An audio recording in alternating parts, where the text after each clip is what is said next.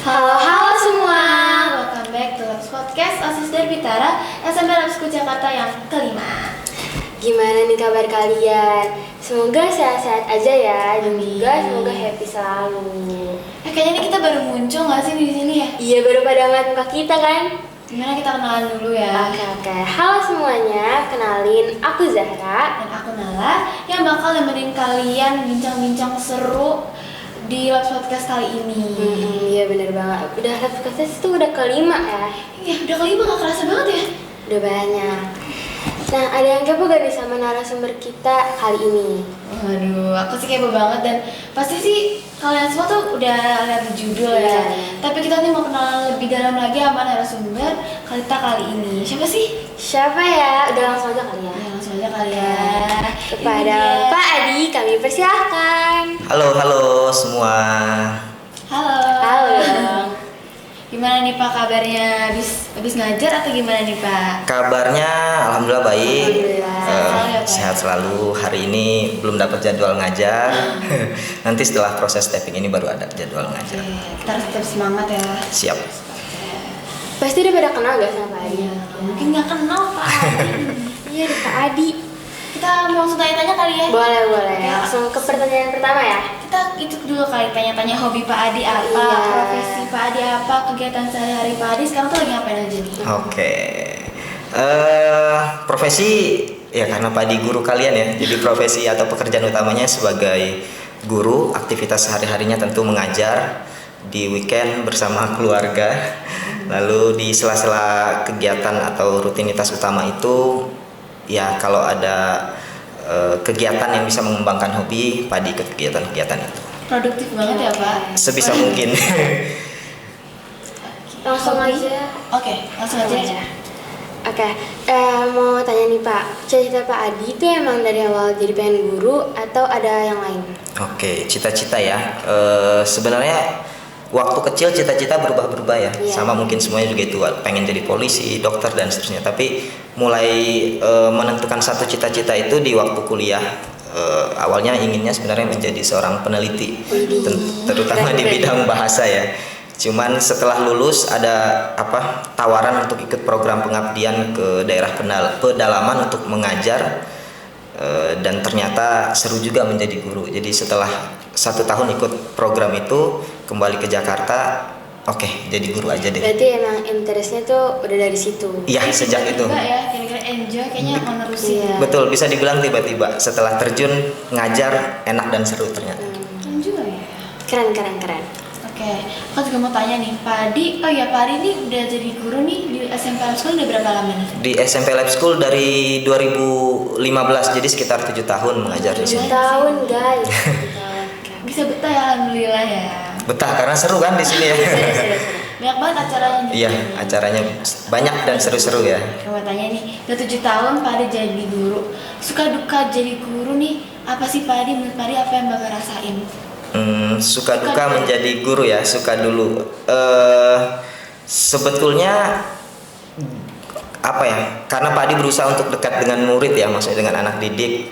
Jadi apa yang murid rasakan itu ikut guru rasakan. Mungkin semua guru di SMP Lab School juga begitu. Jadi sukanya ya ketika murid mendapatkan sesuatu yang membuat murid itu bahagia, nilai bagus, tidak remet, lalu menang lomba, itu guru ikut bahagia. Kalau sedih juga. Kalau sedih juga begitu. Jadi kalau muridnya lagi galau entah karena apa, pasti guru jadi ngerasa itu ini kenapa nih, pasti kita akan tanya kenapa dan seterusnya. Apalagi kalau karena masalah nilai atau karena masalah apapun, guru ikut merasakan sih itu. Oke, jadi kalau siswa senang, guru ikut senang. Kalau sedih, guru juga ikut senang. Ikut sedih, jangan betul. galau-galau. Betul, jangan galau-galau. Jadi dipikirin sama guru. Betul. Jadi panjang masalahnya. Iya. Oke. Selanjutnya aku pengen nanya gimana cara Pak Adi buat atur waktu jadi guru, pembicara juga sering, orang tua dan juga jalanin hobi Pak Adi. Ada tips atau cara dari Pak Adi gak nih tentang time management itu Hobi sendiri? Pak Adi ini apa nih? Hobi apa ya? Ya berhubungan dengan profesi sih, baca, terus suka ngeksis juga tampil gitu ya, terutama di bidang puisi. Berarti Bapak sering baca-baca puisi, nulis puisi gitu sih? Iya, baca, nulis, Tampil puisinya keren tampil banget. puisi. Nah, karena pekerjaan dan hobinya mirip-mirip, jadi nggak terlalu sulit sih membagi waktunya. Dan paling penting kan dalam bagi waktu kan menentukan mana yang paling prioritas di antara semuanya. Nah, kalau Pak Adi menempatkan yang paling penting di antara kesemuanya tentu keluarga kan. Karena kan kita bekerja itu untuk keluarga ya. Keluarga itu yang pertama. Jadi bekerja untuk keluarga. Jadi setelah pekerjaan itu selesai, maka yang keluarga adalah yang bagian yang paling penting. Lalu dengan pekerjaan-pekerjaan yang lainnya itu menyesuaikan dengan pekerjaan utama ini sebagai guru. Jadi kalau ada tawaran atau undangan untuk mengisi materi atau tampil di suatu kegiatan, Pak dicocokkan dengan jadwal yang ada di sekolah. Oke, jadi skala prioritas ya dari keluarga, pekerjaan utama baru yang lain-lainnya, betul. Nah, Bapak nih karena tadi juga hobinya seputar bahasa Indonesia, sastra gitu-gitu. Bapak nih mulai tertarik dengan bahasa Indonesia tuh dari kapan sih Pak? Gimana? Awalnya nggak tahu bidang apa yang cocok untuk Pak Adi. Tapi Pak Adi yang jelas orangnya suka tampil ya, masih mencari jati diri, suka tampil, suka menunjukkan ekspresi gitu di depan banyak orang. Mulai mencari-cari tuh, mulai coba-coba ngeband, ternyata nggak cocok, suaranya jelek. Tapi mantan band ya? Mantan tapi cuma sebentar doang. Pengalaman ada, betul. Semua bidang yang ada hubungannya dengan penampilan. Dulu juga waktu di mahasiswa juga ikut humas, jadi MC dan seterusnya juga gitu. Cuman setelah makin kesini makin merasakan kayaknya yang paling tepat itu di bidang sastra, khususnya di bidang puisi. Akhirnya di dalam itu diseriusin, belajar, latihan, termasuk mencari guru untuk bisa tampil lebih baik.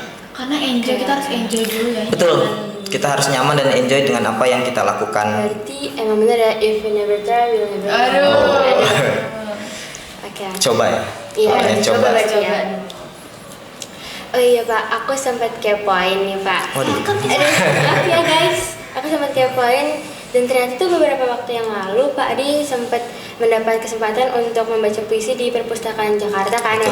Widih, keren banget. Boleh gak nih share pengalaman Pak Adi? Pengalaman seru banget tampil di kegiatan itu karena kan itu konsep yang unik sebetulnya ya, karena jarang-jarang di perpustakaan itu bisa ada konser, itu bisa dibilang konser karena ada musik juga, lalu ada stand up comedy, dan senangnya adalah puisi bisa masuk di antara kegemerlapan konser dan stand up comedy yang itu. Biasanya perpustakaan sepi sunyi untuk baca, ini untuk rame-rame dan itu rame banget yang nonton. Seru. Untuk pesan tiketnya aja harus rebutan gitu ya. Jadi cukup senang dan kenapa bisa tampil di situ? Karena di kurang lebih 2 atau 3 bulan sebelumnya Perpustakaan Jakarta mengadakan lomba dan alhamdulillah Pak Adi yang jadi juara satunya. Nah mungkin karena dilihat di situ jadi diundang untuk tampil kembali di kegiatan mereka.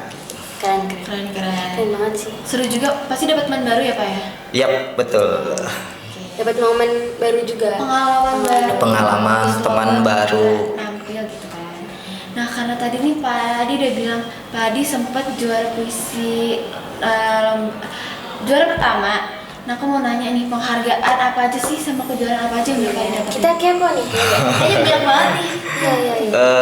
Yang terakhir itu tadi Piala HB Yasin namanya. Jadi HB Yasin salah satu tokoh sastra dan lomba ini sudah sejak lama diadakan dan alhamdulillah di tahun 2022 kemarin Pak Adi juara 1 untuk kategori umumnya. Lalu kategori pelajarnya dari SMP Life School Jakarta juga. Grup waktu itu ya, ada Kak Diva, Kak Navia dan Mutia ya, grup. Jadi siswanya juara, alhamdulillah gurunya juga juara. Ini kegiatan yang cukup bergengsi di bidang baca puisi karena tadi memperebutkan Piala HB Yasin, salah satu tokoh sastra yang cukup berpengaruh di Indonesia. Dan pasti juga pesertanya banyak ya Pak ya? Pesertanya banyak, betul, karena nasional ya, peminatnya banyak. Kalau penghargaan dulu nih apa? Kalau yang dulu di mahasiswa tadi ya yang ada hubungannya dengan penampilan, Pak dicoba dimulai dari lomba debat. Waktu itu pernah lomba debat bahasa Indonesia, debat ya. Waktu itu juga alhamdulillah juara pertama diadakan oleh Badan Bahasa. Lalu pidato juga pernah lomba pidato mewakili Indonesia waktu itu di Malaysia pidato antar bangsa bahasa Melayu namanya. Jadi kita pidato pakai bahasa Melayu. Internasional, aduh. Tapi di bidang itu aja sih, bidang bahasa. Kalau musik coba-coba ternyata nggak bisa gitu ya. Akhirnya semakin kesini fokusnya ke puisi aja. Oh ya, multi talent. Ada nggak sih Pak lomba yang paling berbekas di hati banget kayak, lu ini kayaknya paling aku suka nih. Dan udah nggak bakal bisa dilupain gitu. Iya. Setiap lomba ada kesannya sih sebetulnya, semuanya berkesan. Salah satunya tadi misalnya yang terakhir itu berkesan karena deg-degannya itu double. Selain deg-degan nunggu pengumuman untuk diri sendiri, nunggu pengumuman untuk siswa. Tapi yang paling menantang mungkin ya, kalau yang paling berkesan semua berkesan. Yang paling menantang itu di awal-awal pandemi ada lomba video baca puisi W.S. Rendra namanya. Jadi semua peserta membacakan puisinya W.S. Rendra dan itu konsepnya video, nggak tampil secara langsung. Jadi kenapa itu menantang? Selain kemampuan baca puisi, kemampuan editing dan seterusnya itu juga diuji hal-hal teknis. Itu Pak Adi merasa tertantang, ditambah puisinya juga panjang banget itu. Agak beda dengan lomba-lomba sebelumnya. Udah gitu itu berarti pas baru pandemi gak sih? Betul, baru pandemi. Jadi di masa-masa adaptasi. Agak kaget, betul. Nah, aku mau tanya nih, Pak Adi udah ngajar 7 tahun di SMP Lab School Jakarta. Aku mau tanya kesan-kesannya apa sih Pak? Gimana perasaannya ngajar anak-anak SMP Lab School Jakarta nih? Udah 7 tahun berarti betah dong ya? Betah. Banyak yang daripada duka. Seru sih. Yang paling penting dari suatu lingkungan itu kan terciptanya sesuatu yang nyaman ya untuk kita ya.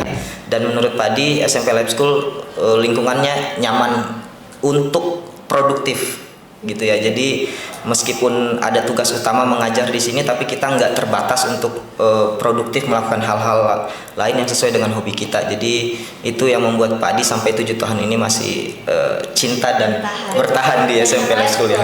Tentu murid-muridnya juga. Jadi tadi ya kita semua guru berusaha membangun kedekatan dengan murid. Jadi murid-muridnya juga membuat kita nyaman, sopan santunnya gitu. Jadi ya itulah seru pokoknya Lab School. Oh ya nih, beberapa waktu lalu kan baru aja nih kita ada anugerah Dramkel. Iya. Aku mau tanya nih, kesan-pesan Bapak sih apa ya, pendapat Bapak menurut Dramkel, drama kelas nih? Wah, kegiatan drama kelas ya. Drama kelas itu kegiatan unggulan di SMP Lab School Jakarta ya, salah satu ya.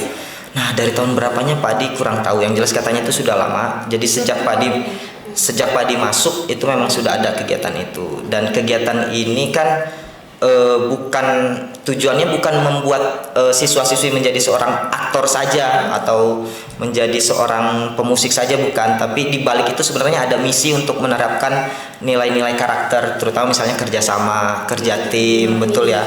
Apalagi di pementasan drama kan banyak peran yang didapatkan, bukan hanya sebagai aktor tapi juga ada peran di belakang layar. Nah, gimana caranya sekecil apapun peran tapi itu pasti berpengaruh terhadap pementasan itu. Begitu juga kehidupan gitu. Jangan menganggap kita punya peran kecil nih. Sekecil apapun peran kita dalam suatu lingkungan itu pasti punya efek terhadap lingkungan itu. Jadi itu salah satu nilai yang bisa diambil dari kegiatan berdrama itu kemarin. Oke. Oh iya, aku juga mau tanya, kan buat penonton yang kelas 8 nih bakalan mau mulai progres karya tulis nih Pak. Nah, ada tips atau apa yang mau disampaikan karya tulis itu Pak? Nah, kalau tadi drama kelas yang seru-serunya ya. Karya tulis juga sebenarnya seru sih. Ini lebih serius gitu. Ini agak serius karena namanya kan karya tulis ilmiah ya. Jadi melatih siswa-siswi di SMP Lab School Jakarta untuk berpikir ilmiah. Tipsnya sebenarnya yang paling penting dari startnya sih, dari start milih topiknya. Jadi pilihlah topik yang kalian gemari, kalian tertarik. Jadi kalian seberat apapun topik itu, kalau kalian merasa enjoy dengan itu, insya Allah 3 bulan proses menulis itu nggak kerasa karena kalian suka dan enjoy dengan topik itu. Jadi jangan salah pilih topik ya. Jangan salah pilih topik. Agak takut nih ya. Santai aja. Oh iya, oke. Kayaknya ini udah ya? lama banget, nggak kerasa ya, udah hampir selesai aja. Udah mau selesai ya ini ya? Kayaknya semua pertanyaan kita udah terjawab nih sama Pak Adi. Iya. Seru-seru banget. Kayaknya aku yakin nih penonton juga kayak Dan pasti dapat manfaat atau kayak pesan yang baru dari Pak Adi tadi. Ya, makasih banget Pak Adi Ya, udah sama-sama. datang ke Labs Podcast kita Makasih kali ini. juga buat penonton yang udah nonton Labs Podcast yang kelima ini. Makasih semua. Makasih. See you. Bye bye.